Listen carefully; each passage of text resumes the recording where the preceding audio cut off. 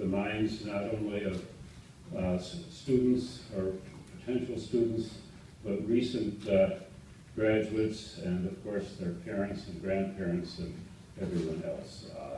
We are all kind of aware that the cost of education, like a lot of kind of labor-intensive products, has tended to go up faster than other goods in the economy, and that has kind of accentuated the nature of the student loan problem and the difficulty of wrestling with it. The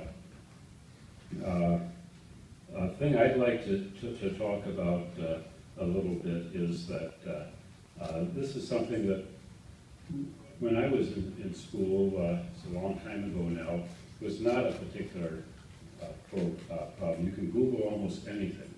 And we just Googled the cost of a tuition for a year when I enrolled at Harvard in 1958. It was $1,250. And now it's about 50 times that. So there's been a huge increase in tuition costs. Minimum wage, of course, all costs have changed, but the minimum wage then was about $1 an hour. So a student could, as I did, work for the summer and earn practically half your tuition. And then if you wanted to work during the school year, you could earn the rest of it. And there were scholarships and, you know, various other programs which still exist, but some of them haven't kept up with the overall cost of the thing. So we're now faced with a situation because of the rapid increase in the cost of higher education and the need for people to pay for it if they can't out of their earnings or savings by borrowing money, with a generation being crushed by a student loan debt. And we need to do a better job of figuring out how to adapt the programs that we have to the changes that have occurred over all these years.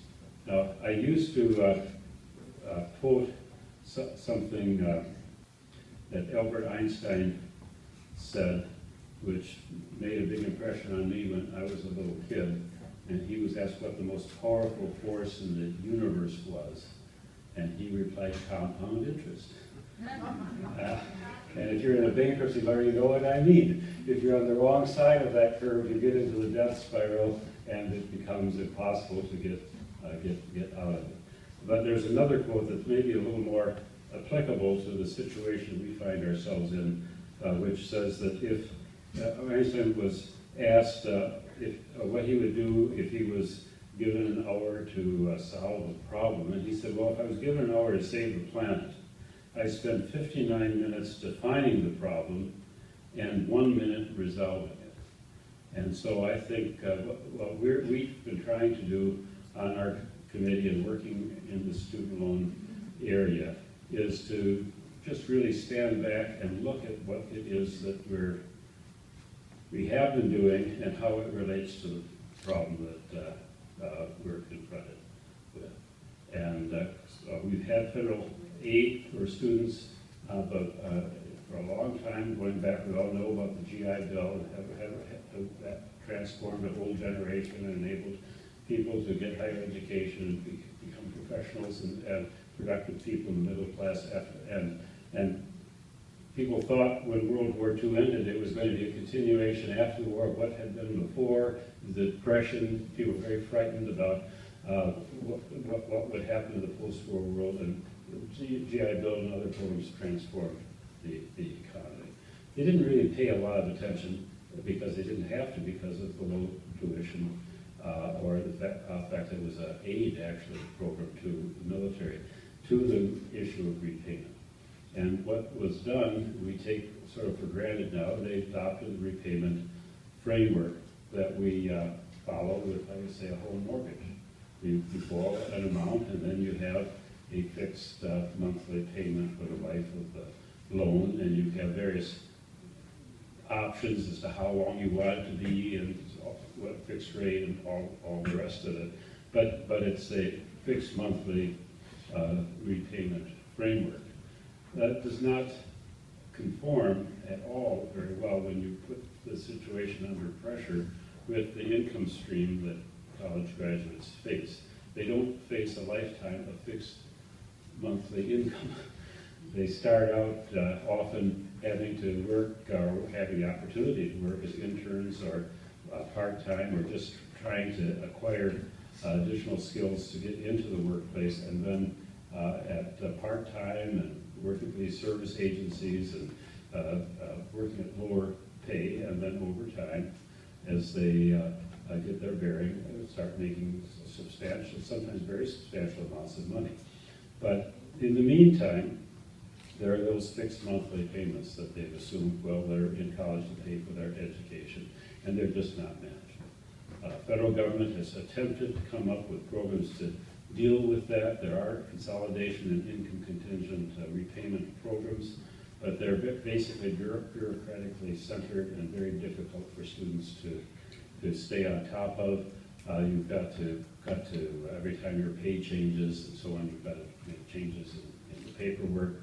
And the net result, it's not widely used, and the assumption you get from the media is, well, one of the big reasons that people are in default or having a problem with student debt is that they have a lot of debt. And when you really stand back and look at it again, that's not generally true. The average student debt in the United States currently is about the same as it is in England and other countries. It's around $26,000 a year. And there was a study just a few years ago looking at those that started college, and it reported that 69% of the people back in a decade ago had borrowed $10,000 or less. 98% had borrowed $50,000 or less, but the default rate for federal loans was about 15%, and the amount of the average loan in default was about $14,000. Now, it's not a tremendous amount that's grinding people down. It's, we think, the fact that people don't have the stream of income when they graduate to make the relatively large fixed monthly payments. And that's why what the report concluded was that for most borrowers, we do not have a debt crisis, but rather a repayment crisis. The current system turns reasonable levels of debt into crippling payment burdens that can prevent young workers from attaining financial independence and stability. So what we've tried to do with the proposals that we've been working on, the Excel Act being the main one, a number of people co-sponsored in both parties, is to switch to a system of income contingent repayment based on your after-school income. And it is modeled after programs that have been put in and have a successful track record in the UK, New Zealand, and Australia, where in the UK the loans are about the same size as here, but the default rate's about 3%, well, our lifetime default rate, we'll argue about whether it's 13%, can be as high as 20 or 30%, looks like a default on loans in our country. We, as I said,